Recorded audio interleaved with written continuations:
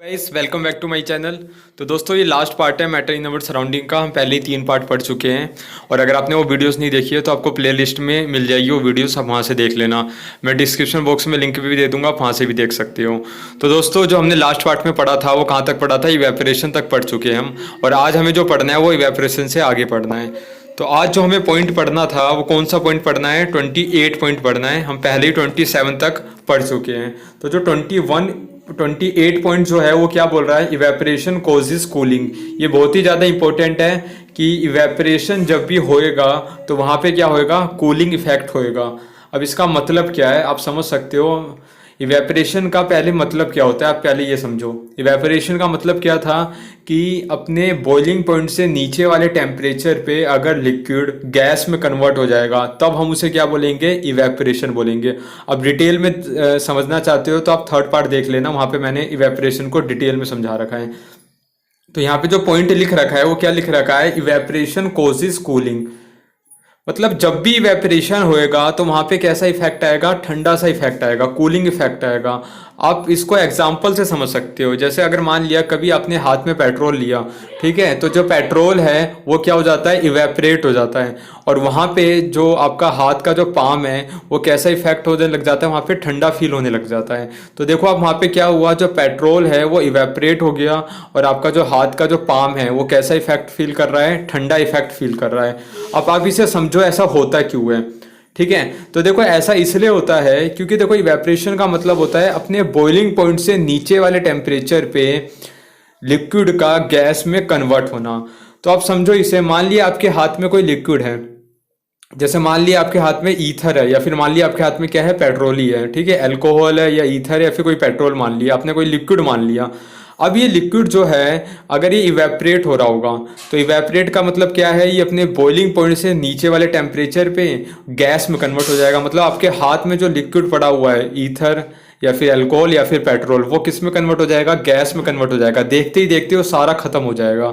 अब ऐसा क्यों हो पाएगा, अगर उसको लिक्विड को अगर हम हीट दें, मतलब एनर्जी दें, टेम्परेचर उसका बढ़ाए, तो वो किस में कन्वर्ट हो जाएगा, गैस में। वो गैस में तभी कन्वर्ट हो सकता है जब उस लिक्विड को हम क्या दे रहे हैं, बाहर से हीट दे रहे हैं, मतलब टेम्परेचर बढ़ा रहे हैं। अब वो हीट कहाँ से मिल रही है, आपके आसपास जो हाथ के आसपास की जो एनर्जी है, ठीक है, आपके हाथ में पेट्रोल पड़ा हुआ है और आपके आसपास की जो एनर्जी है उस पेट्रोल को मिलेगी। अब वो एनर्जी पेट्रोल लेकर किस में कन्वर्ट हो जाएगा, गैस में। अब देखो हुआ क्या, उस पेट्रोल ने आपके हाथ के आसपास की एनर्जी ली तो आपके सराउंडिंग की एनर्जी ली। अब सराउंडिंग की एनर्जी ले ली तो इसका मतलब क्या है, जो आपके सराउंडिंग में जो टेम्परेचर है वहाँ पे टेम्परेचर क्या हो गया, कम हो गया। पहले टेम्परेचर ज़्यादा था लेकिन जब उस अल्कोहल ने, उस पेट्रोल ने आपके हाथ से एनर्जी ले ली तो आपके सराउंडिंग में जो एनर्जी क्या है वो कम होगी। एनर्जी कम होने का मतलब क्या होता है, टेम्परेचर क्या हो गया, कम हो गया। अब वो एनर्जी को लेकर पेट्रोल किस में कन्वर्ट हो जाएगा, गैस में कन्वर्ट हो जाएगा। तो आप समझो आपके सराउंडिंग का जो टेम्परेचर है वो पहले से क्या हो जाएगा, कम हो जाएगा, क्योंकि पेट्रोल ने आपके सराउंडिंग के से एनर्जी लेकर किस में कन्वर्ट हो गया, गैस में कन्वर्ट हो गया। तो अगर आपके सराउंडिंग से एनर्जी ले ली तो टेम्परेचर कम हो गया, और टेम्परेचर कम होने का मतलब क्या होता है, वहाँ पे कूलिंग इफेक्ट हो गया, इसलिए हमको ठंडा फील होता है। तो सिंपल सी बात है, इवेपोरेशन होता है तो वो अपने आसपास के सराउंडिंग से एनर्जी लेके जाता है गैस में, क्योंकि वहाँ पे बॉईल तो कर नहीं रहे आप जिससे वो बॉइलिंग पॉइंट पे होगा। आप बॉइलिंग पॉइंट से नीचे वाले टेम्परेचर पे ही बोलते हो इवेपोरेशन होता है, तो उसको एनर्जी कहाँ से मिलेगी, अपने सराउंडिंग से ही मिलेगी। तो सराउंडिंग से वो एनर्जी लेता है और किस में कन्वर्ट हो जाता है, गैस में। और अगर सराउंडिंग से एनर्जी लेगा तो वहाँ पे टेम्परेचर क्या होएगा, कम हो जाएगा पहले से। और टेम्परेचर कम होने का मतलब क्या है, आप किसी चीज़ को क्या कर रहे हो, ठंडा कर रहे हो। इसीलिए इवेपोरेशन जब भी होगा तो वहाँ पे कैसा इफेक्ट होगा, कूलिंग इफेक्ट होगा। इसलिए हम बोलते हैं इवेपोरेशन कॉजेज कूलिंग। तो ये था हमारा 28 पॉइंट। अब जो हमें पढ़ना है कौन सा पॉइंट पढ़ना है, 29। तो 29 में पढ़ो आप, क्या लिख रखा है, 29 में लिख रखा है, the process of evaporation of water from the aerial parts of plants specially leaves is known as transpiration. अभी जो ट्रांसपायरेशन है ये भी एक तरीके से क्या है, इवेपरेशन है। लेकिन इसमें होएगा क्या, जो प्लांट्स के जो पत्ते होते हैं, लीव्स होते हैं, उसके ऊपर जो वाटर के मॉलिक्यूल्स है, जो पानी उस पर चढ़ा हुआ है, वो किस में कन्वर्ट हो जाएगा, गैस में कन्वर्ट हो जाएगा। तो जब इवेपरेशन पौधों के पत्तों से हो जाए तब उस प्रोसेस को हम क्या बोलेंगे, ट्रांसपायरेशन। अब हम पढ़ते हैं 30 पॉइंट में क्या बोल रखा है, the rate of evaporation is affected by the surface area exposed to atmosphere, temperature, humidity and wind speed. इसमें देखो बहुत इंपॉर्टेंट सी चीज़ बता रखी है। इसका मतलब ये है कि जो इवेपरेशन है वो किस किस से इफेक्ट होगा, वो किस तीन चीज़ों से इफेक्ट होएगा। एक तो होएगा सरफेस एरिया से, एक होगा एटमॉस्फेयर से, फिर टेम्परेचर से, और ह्यूमिडिटी और विंड स्पीड से। मेन चीज़ तो तीन ही होती है, सरफेस एरिया, एटमॉस्फेयर और टेम्परेचर। लेकिन आपको याद पांचों चीज़ रखनी है।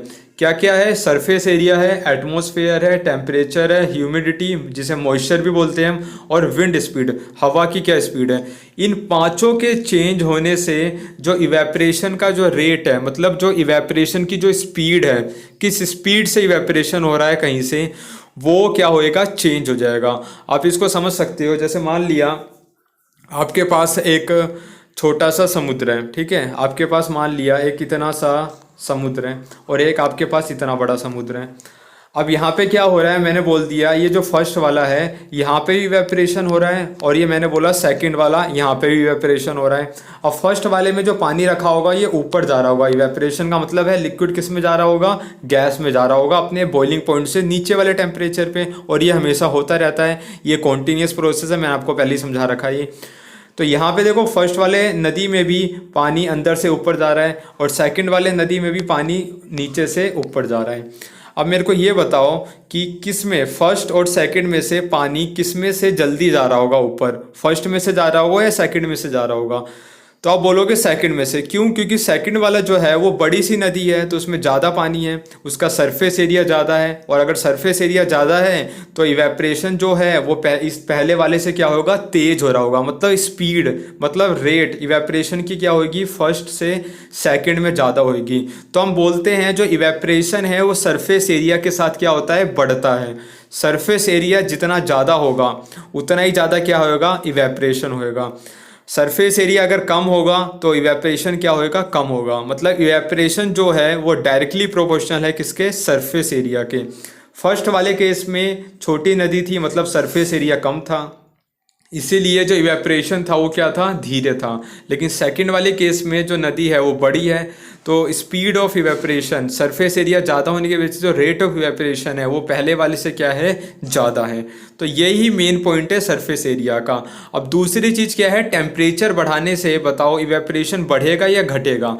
तो अब देखो आप टेम्परेचर बढ़ाओगे तो जो पानी के मॉलिक्यूल है उनको क्या मिलेगी, काइनेटिक एनर्जी मिलेगी, और काइनेटिक एनर्जी मिलेगी तो किस में जाएंगे, गैस में जा सकते हैं पहले से ज़्यादा अच्छे तरीके से। तो टेम्परेचर बढ़ाने से इवेपरेशन क्या होता है, बढ़ता है। क्यों बढ़ता है, क्योंकि काइनेटिक एनर्जी बढ़ जाती है, और अगर काइनेटिक एनर्जी बढ़ेगी तो जो लिक्विड के मॉलिक्यूल्स है वो जल्दी किस में जाएंगे, गैस में जाएंगे। तो हम यहाँ पे बोलते हैं जो इवेपरेशन है वो भी डायरेक्टली प्रोपोर्शनल है किसके, टेम्परेचर के।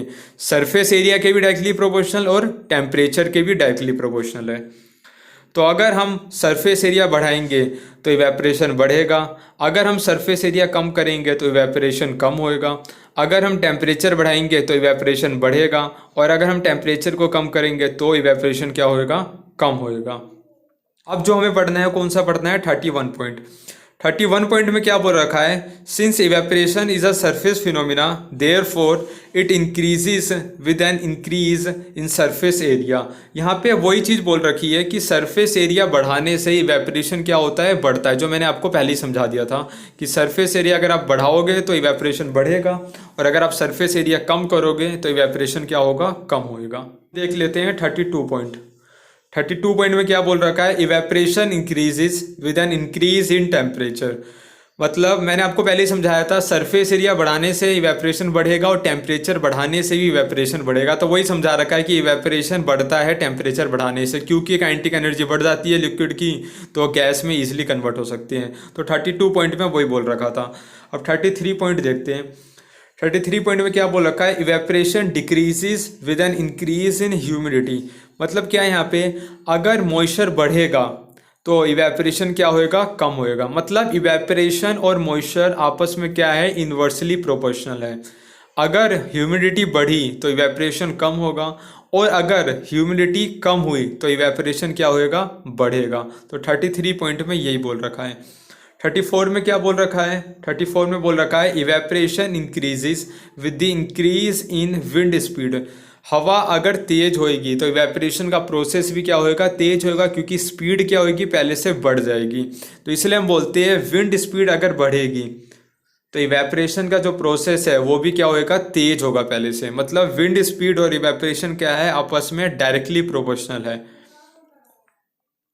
जो लास्ट पॉइंट है वो क्या बोल रखा है, 35 पॉइंट। 35 पॉइंट बोल रखा है the process in which a gas changed into liquid state by giving out heat at constant temperature is called condensation. अब ये जो कंडेंसेशन प्रोसेस है ये बिल्कुल उल्टा होता है। किसका उल्टा होता है, बॉइलिंग का उल्टा प्रोसेस है। देखो बॉइलिंग में क्या होता था, बॉइलिंग में होता था जो लिक्विड है वो किस में कन्वर्ट हो जाती थी, गैस में कन्वर्ट हो जाती थी। ये जो लिक्विड के मॉलिक्यूल्स है किस में जाती थी, गैस में कन्वर्ट हो जाती थी। कैसे होती थी, हम लिक्विड के मॉलिक्यूल्स को क्या करते थे, हीट देते थे तो उसे एनर्जी मिलती थी, और एनर्जी मिलकर क्या होता था, वो गैस में कन्वर्ट हो जाता था। ये सब मैंने आपको पहले समझा रखा है बिल्कुल ही। अब यहाँ पे जो नया टर्म आया है वो क्या है, कंडेंसेशन। कंडेंसेशन में क्या होगा, उल्टा होगा। ये जो गैस के मॉलिक्यूल्स हैं, ठीक है, ये किस में कन्वर्ट हो जाएंगे, लिक्विड में कन्वर्ट हो जाएंगे। ये ऊपर वाला हमने गैस मान लिया और अंदर वाले क्या है, लिक्विड है। तो कंडेंसेशन में क्या होएगा, जो गैस के पार्टिकल्स हैं, गैस के मॉलिक्यूल्स हैं, वो किस में कन्वर्ट हो रहे हैं, लिक्विड में कन्वर्ट हो रहे हैं। अभी कैसे होएगा, जो गैस के पास एनर्जी है, उसके पास जो गैस के पास एनर्जी है उसको हम क्या करेंगे, कम करेंगे। मतलब उसके अंदर से हीट को निकाल देंगे। तो अगर आप गैस को ठंडा करोगे, ठीक है, ठंडा करने का मतलब क्या होता है, ठंडा करने का मतलब होता है टेम्परेचर को कम करना, या फिर आप बोल सकते हो कि उसके अंदर से एनर्जी को हम निकाल रहे हैं। तो यहाँ पे देखो क्या लिख रखा है, the process in which a gas changes into liquid state by giving out. यहाँ पे देखो क्या लिख रखा है, giving out word heat at constant temperature is called condensation. तो गैस के अंदर से अगर आप हीट को निकाल दो, मतलब उसे ठंडा कर दो, या फिर आप बोलो उसे टेम्परेचर कम कर दो, या फिर आप बोलो एनर्जी निकाल दो, तो किस में कन्वर्ट हो जाएगी, लिक्विड में कन्वर्ट हो जाएगी। और इस प्रोसेस को हम क्या बोलेंगे, कंडेंसेशन।